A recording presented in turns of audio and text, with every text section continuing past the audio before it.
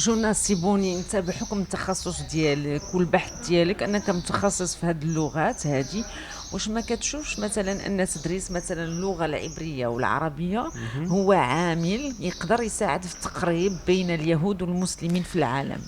C'est vrai, c'est-à-dire que c'est une passerelle. Le fait de réaliser qu'on a une langue, que ces deux langues ont des ancêtres communs, ça peut aider, en effet, à faire comprendre qu'il y a des cultures de toute façon qui sont proches et qu'il y a un lien de parenté qui est très ancien. Voilà.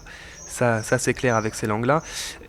D'autant plus pour les Juifs du Maroc qui en plus ont culturellement dans العبرية غير اللغة ديال الدين ماشي اللغة ديال كل يوم كيهضروا غير بالدارجة mais ça fait plusieurs choses en effet qui font que les choses peuvent se recouper. Vous savez, sur l'ilm al-lughat et la comparaison de ce qu'on appelle les langues sémitiques, al-lughat al-samia, c'est quelque chose qui a commencé il y a longtemps.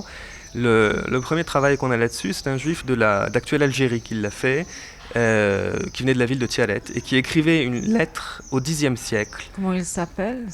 Al-Qurayshi. Ibn Quraysh. Oui, voilà, Ibn Quraysh. Ibn Quraysh. C'est ça. Il a écrit une lettre en fait, du coup, qui s'appelle Risala en arabe, aux Juifs de Fès. Alors, ce qui est déjà extraordinaire, c'est qu'on comprend qu'au Xe siècle, il y avait des gens entre l'actuelle Algérie et l'actuel Maroc, de religion juive. Cette lettre est écrite en arabe, donc ils étaient arabophones, ils étaient en contact entre eux. Parce que le monde à l'époque parlait arabe. Exactement. Ouais. Et dans cette lettre, il explique de manière assez scientifique, c'est assez bluffant en fait, qu'il y a des rapports entre la langue arabe, la langue hébraïque et la langue araméenne. Au Xe siècle, il s'en était rendu compte. C'est pas un hasard si c'est si c'est un juif maghrébin qui s'est rendu compte de ça, puisque c'est quelqu'un qui donc était un arabophone et qui étudiait pour sa religion l'hébreu et l'araméen. C'est-à-dire qu'il fallait peut-être ce contexte-là, être en contact avec plusieurs langues de cette famille, tout simplement pour comprendre, pour réaliser que ces langues avaient une origine commune. يعني احنا ملي كنشوفوا كاين واحد التقارب بين اليهود والمسلمين بالخصوص في المغرب. كنقولوا دائما ان مثلا بالنسبه للمسلمين في المغرب استعمال اللغه العربيه هي لغه دين فقط، اننا كنصلوا بها، بالاخص ملي كنهضروا على الجدود ديالنا. الجدود ديالنا كانوا كيستعملوا اللغه العربيه خصوصا فيما يتعلق بفهم تعاليم الدين الاسلامي والصلاه ديالهم، وكيحفظوا سورات من القران. وفي الحياة اليومية كان استعمال الدارجة المغربية أو لا التمازيغت.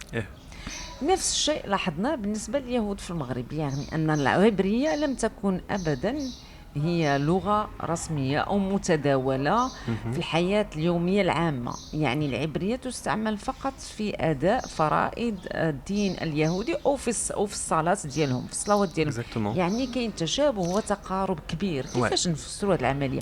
لا العبرية لا العربية هي لغات دين فقط بالنسبة للناس المغرب سواء يهود أو مسلمين.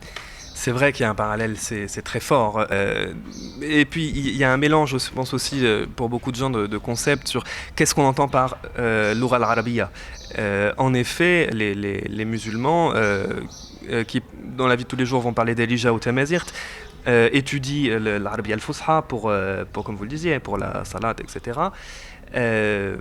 Concrètement, le d'Elijah al-Maghribiya, c'est une langue qui s'est quand même beaucoup diversifiée. C'est-à-dire qu'aujourd'hui, si quelqu'un ne connaît que Darija, il ne va pas comprendre quelqu'un qui connaît que le Fusha. C'est des langues qui sont trop différenciées. Pour les Juifs, il y a un parallèle. C'est quand même un peu différent parce que finalement, c'est-à-dire que c'est la même chose en effet avec l'Abriya, qui n'est qu'une langue de culte. Ou une langue de culture, parfois un peu plus que juste la langue de culte, mais ça n'est en effet absolument pas la langue que les gens parlaient. Les Juifs du Maroc ne parlaient pas l'hébreu, encore moins l'araméen, évidemment. D'ailleurs, même ils parlaient plusieurs dialectes marocains. On a plusieurs noms, l'Arabia del Millah, l'Arabia l'Yehoudia, العربية اليهود الشمال بوحدها، العربية اليهود الصحراء le sud part, العربية اليهود في أزمور. Exactement, c'est encore c'est différent. Exactement.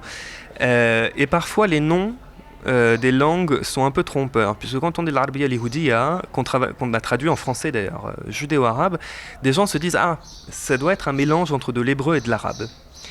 Ce qui linguistiquement n'est pas le cas. C'est de l'arabe dialectal, c'est vraiment des formes spécifiques en effet, mais c'est des formes de Dalija parlées par la communauté juive. Puisqu'ils, dans leur vie de tous les jours, ils ont un mode de vie qui est particulier, ils vivaient dans le Mellah, dans le quartier juif, ils avaient des concepts spécifiques qui viennent de la religion juive. Donc en effet, il y a quelques mots par-ci par-là qui viennent de l'hébreu, qui sont des mots hébreux, c'est vrai. Mais la langue, sa structure, sa grammaire, ses mots, son vocabulaire, c'est de l'arabe dialectal quasiment à 100%. Il y a une étude qui a été faite d'ailleurs qui dit que dans les textes écrits de l'Ihoud al-Maghriba en arabe avec des lettres hébraïques, les textes écrits, donc, il y a 4 à 5% de mots hébreux dedans. Dans la langue de tous les jours, quand les juifs se parlent en arabe, en judéo-arabe, disons, il y a moins de 1% de mots hébreux. C'est-à-dire que c'est des concepts. Et pour les gens qui connaissent par exemple la France, c'est quasiment la même chose que les juifs français qui se parlent entre eux, puis qui de temps en temps utilisent un mot hébreu type bar mitzvah, brit mila, ou ce genre de choses. Alors, c'est peut-être un petit peu plus que ça, puisqu'au Maroc, il y avait une vie de quartier, une vie communautaire qui était peut-être plus forte. Mais au niveau linguistique, l'oura diyal Lihud, في المغرب, c'est Dalija Maghribiya. Qu'on n'appelait pas Dalija d'ailleurs à l'époque, mais en fait, linguistiquement, il s'agit de ça. وشنو كانوا كيسميوها à l'époque? On l'appelait comment à l'époque? L'Arabia. Les juifs entre eux disaient souvent l'Arabia dielna. Puisqu'en effet, on entendait que parfois il y avait un accent qui était spécifique, qui est un accent de quartier. Certains mots, même l'Arabia, qui avaient un sens un peu différent. Par exemple, chez les juifs, le mshaf, au Maroc, attention, c'est n'importe quel livre. C'est le ktab. C'est le ktab. Et ils disent assez rarement le ktab. Mais si on regarde les deux mots, mshaf et ktab sont des mots d'arabe. C'est juste que, et ça c'est le cas en dialectologie arabe au Maroc, d'une ville à l'autre, d'une communauté à l'autre, chacun utilise la langue arabe un petit peu différemment. Mais ça reste de la langue arabe. Dites-moi Jonas, d'après vos recherches, vous êtes linguiste spécialiste, quel est le judaïsme le plus étudié, ou plutôt dans le monde arabe, c'est-à-dire de point de vue linguistique? Quelles sont les langues, bien, quel est le dialecte d'une communauté juive qui est le plus étudié dans le monde arabe, si on fait une petite comparaison entre le Maroc et les autres pays du monde arabe?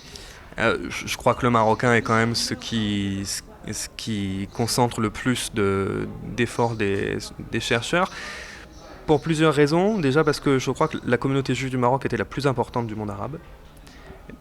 Donc les descendants des juifs du Maroc sont les plus nombreux parmi les juifs du monde arabe. Maintenant, on a d'autres communautés juives dans le monde arabe qui ont été aussi très, j'allais dire intégrées. Le mot n'est pas bon, c'est-à-dire que les juifs n'ont pas été intégrés dans le monde arabe. Ils en faisaient partie. C'est pas exactement la même chose.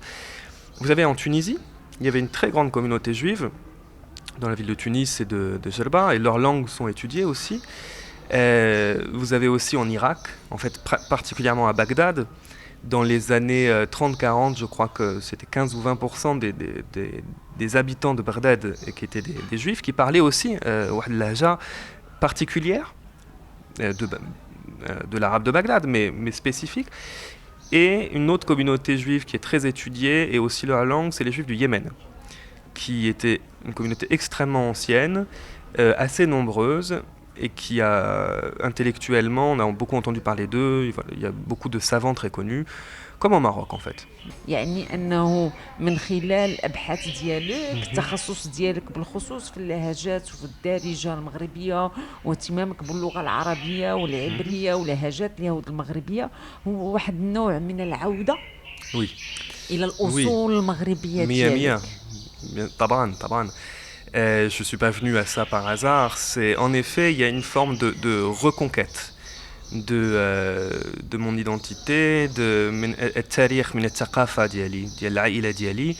en effet, je crois qu'il y a un parallèle à faire qui est celle d'avoir voulu retourner et se réapproprier aussi quelque chose dont on a eu peur à un moment que ça disparaisse.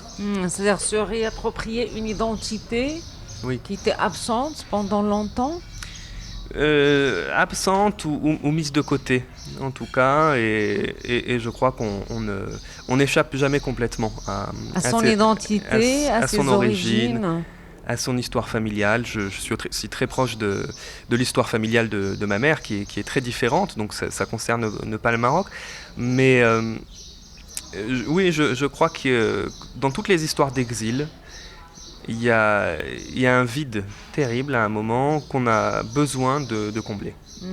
انت الوالد ديالك اللي خلق في المغرب، انت خلقتي في فرنسا، باريس. ولكن على الرغم من ذلك درتي واحد عمليه الرجوع. حنا بالنسبه لنا هذا سي ان فينومين فرابون بور نو لي ماروكان musulmans. Et oui. On essaie de comprendre. On se dit et pourquoi ils font ça? Pourquoi ce retour? Pourquoi vous essayez de se réapproprier, ou bien vous faites un effort quand même chacun de vous à travers son histoire, ses expériences en fait familiales, et fait un effort colossal pour découvrir quelque chose. Et à un certain moment, j'ai envie de vous dire, j'aimerais bien qu'on partage ce que vous allez découvrir ensemble. Bien sûr. Et l'expliquer Bien aux Marocains musulmans. Alors c'est très, très important ce que vous dites, parce que dans ce retour, il n'y a pas qu'un retour vers uniquement le judaïsme marocain, il y a un retour vers le Maroc. C'est-à-dire que l'idée n'est pas seulement de réouvrir la page juive très importante, ou le chapitre même, ou le tome de l'histoire du Maroc, mais aussi d'aller vers les autres Marocains, de se parler, de se connaître tout simplement, puisqu'il y a un moment où on sent que les gens ne se connaissent plus.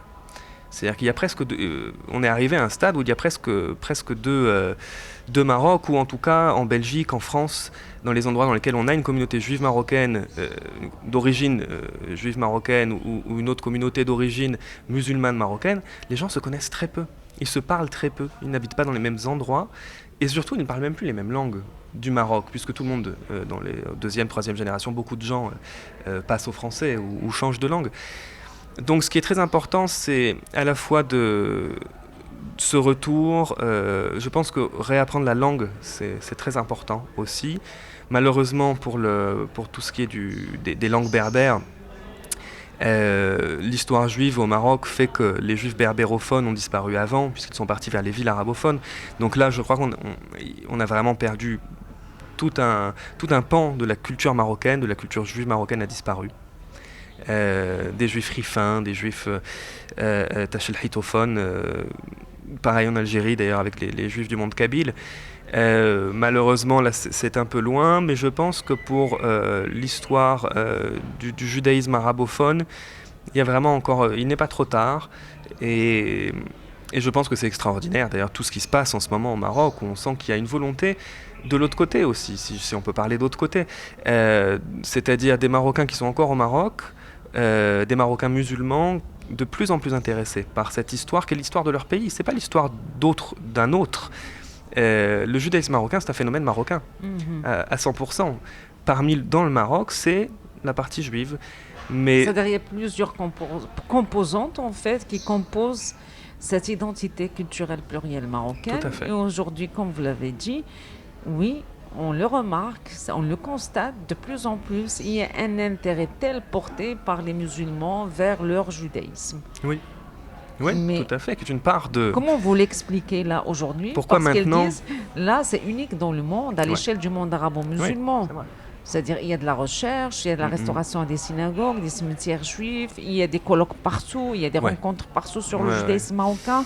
Vous qui êtes chercheur, portez sur cette question juive marocaine, comment vous expliquez ce phénomène, ce constat? Il y a une partie qu'on ne peut pas expliquer, qui est, voilà, les choses se passent comme ça. Maintenant, il y a des particularités. C'est déjà le nombre. C'est-à-dire que, comme je disais tout à l'heure, on était à 5 à 10% des Marocains étaient juifs à une période. Donc c'est quelque chose qui a laissé une trace au Maroc dans toutes les villes. Vous avez un ancien quartier juif, vous avez des saints juifs qui sont vénérés par juifs et musulmans. C'est-à-dire que l'histoire juive, elle est partout au Maroc. Donc c'est presque difficile de ne pas la voir. Tout à fait. Et c'est pas le cas dans tous les pays du monde arabe. Il y a d'autres endroits dans lesquels il y a une histoire juive importante, comme je disais, en Irak, au Yémen, en Tunisie. Mais je crois qu'on n'est pas dans les mêmes proportions. Ensuite, je pense qu'il y a autre chose qui est très particulière au Maroc, c'est l'aqliya, la mentalité marocaine, ou taqafa. C'est-à-dire que le Maroc est un pays qui est déjà géographiquement, qui est entre le monde africain, le monde arabe, le monde berbère et l'Europe. C'est un pays qui a toujours été composé. On a toujours parlé plusieurs langues au Maroc. On a toujours eu l'habitude de vivre avec des gens qui sont à la fois les mêmes que nous, c'est-à-dire Mgharba, Menehna, des Bildiyin, et en même temps qui ont des particularités culturelles, qui peuvent prier بالعربية ou بالعبرية, qui peuvent, quand ils rentrent chez eux, parler darija, parler sbanyoulia ou parler tamazirt.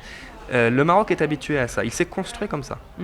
وملاحظة جد مهمة يعني أنك كتفسر هذا الشيء اللي حنا كنعيشوه اليوم في المغرب بالعقلية المغربية وأيضا بالموقع الجغرافي ديال المغرب. هذه من العوامل اللي كتساعد على هذا الانفتاح ديال المغرب. واخا نرجع معاك أن اليوم غادي أنت تعطي واحد المحاضرة حول اليهود المغاربة في متحف إيف سان لورون. أشنو يمكن لك تقول لي على هذه المحاضرة اللي غادي تعطيها اليوم؟ C'est une conférence qu'on va donner avec Isa Genini. Moi, je vais parler d'histoire et de culture judéo-marocaine. En général, l'histoire ou bien de point de vue linguistique? Non, en général, parce qu'on m'a demandé de faire quelque chose de pas trop technique. Je vais aborder évidemment quelques aspects de la langue des Juifs, mais surtout cette culture. Qu'est-ce que c'est que cette culture juive marocaine? Qui sont les Juifs du Maroc? D'où ils sortent? Comment est-ce que c'est possible qu'on ait une population aussi ancienne, aussi importante? Voilà, essayer d'expliquer un peu qui sont ces gens. D'accord. Jonas, est-ce que vous avez un mot à dire de plus? Est-ce que vous avez un message? Est-ce que vous avez envie de dire quelque chose qu'on a oublié de dire? جوناس سيبوني، واش عندك شي ميساج، خطاب اخير، رساله بغيتي توجهها للمستمعين والمستمعات ديال ميد راديو؟ Je pense que c'est très important dans un pays بحال البلاد ديالنا المغرب de penser toujours à تعايش، تسامح، تضامن بين اليهود المسلمين. voilà احنا من نفس البلاد. السلام عليكم. واخا وعندي سؤال اخير، انت كيفاش كتشوف المستقبل ديال اليهوديه المغربيه؟ l'avenir du judaïsme marocain? L'avenir du judaïsme marocain, c'est assez compliqué parce que numériquement, il reste très peu de Marocains juifs qui vivent sur le sol marocain. On a un mouvement de gens qui reviennent. Je ne sais pas exactement quelle forme est-ce que ça va prendre. Mais l'avenir, il peut ne pas être lié au nombre restreint de cette petite communauté. C'est vrai. En tout cas, c'est-à-dire que l'avenir, il n'est pas défini, et c'est à nous de le définir, tout simplement, en continuant à réfléchir à cette histoire, et même pas seulement comme une histoire passée, mais en continuant à la faire vivre. Voilà, c'est entre nos mains. Merci beaucoup, Jonas Sibouni. C'est moi qui vous remercie. Merci.